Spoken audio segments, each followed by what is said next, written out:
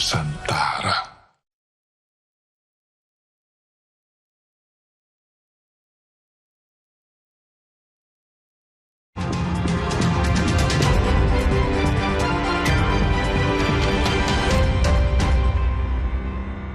لبيك اللهم لبيك لبيك لا شريك لك لبيك إن الحمد والنعمة لك والملك لا شريك لك.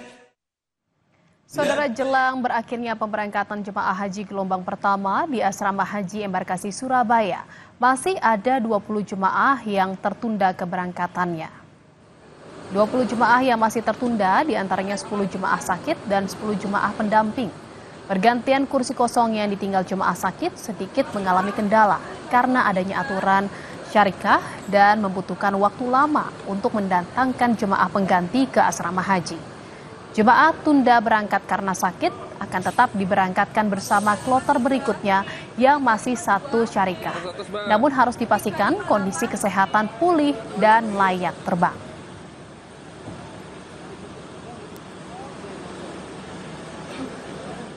Berdasarkan syarikah, kita itu lebih mudah mencari pengganti pokoknya yang tersedia ya, terutama di wilayah dekat embarkasi ini, Surabaya, Sidoarjo, Gresik, Mojokerto itu siap untuk menggantikan. Tetapi dengan sekarang itu berdasarkan syarikah, maka kita harus mencarikan yang sama.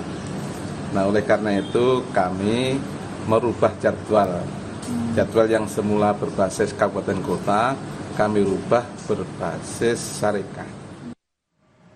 Saudara, 2 lansia jemaah haji asal Kabupaten Bengkulu Selatan dan Lebong meninggal setelah sempat dirawat di Rumah Sakit King Salman, Arab Saudi. Jaket ada, Pak. Jemaah haji yang meninggal dunia yakni Saidun Basirun, berusia 76 tahun, asal Kabupaten Bengkulu Selatan, dan Syahrul Hadi, 69 tahun, asal Kabupaten Lebong. Keduanya diketahui memang memiliki riwayat penyakit, namun mereka dalam kondisi sehat saat diberangkatkan ke Arab Saudi. Almarhum akan disolatkan di Masjid Nabawi dan dimakamkan di pemakaman Baki, Kota Madinah. Udah diambil, Nek, selimut. Ya, selimut. Ya. Jaket ada, Pak. Hari pertama dirawat di ruang perawatan biasa, dan 3 hari selanjutnya beliau karena semakin menurun dirawat di ICU. Sertifikat kematiannya septic shock dikarenakan oleh Sheffer septic dan disebabkan oleh urinary tract infection, yaitu penurunan tekanan darah akibat infeksi bakteri dan kuman yang menyebar ke seluruh tubuh.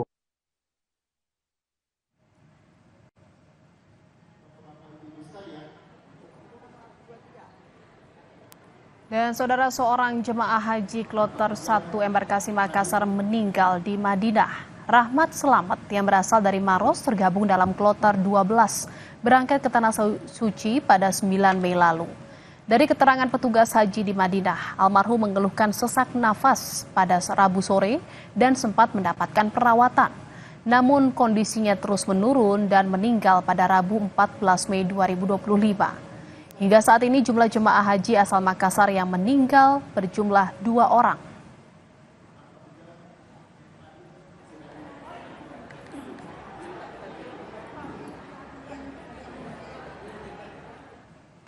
Saudara, Haji Ramah Lansia merupakan program Kementerian Agama untuk memberikan pelayanan khusus bagi jemaah haji lansia dengan tujuan memastikan kenyamanan dan keselamatan mereka selama beribadah haji.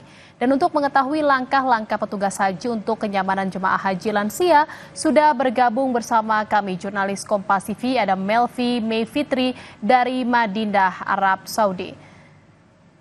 Selamat malam waktu Indonesia. Assalamualaikum Melvi. Banyaknya jemaah haji lansia yang tiba, bagaimana pelayanan petugas haji di sana? Waalaikumsalam, Jihan. Selamat sore waktu Madinah. Ya, memang benar sekali. Hingga hari ini tercatat sudah ada sekitar 247 kloter yang tiba di Madinah untuk membawa jamaah haji asal Indonesia.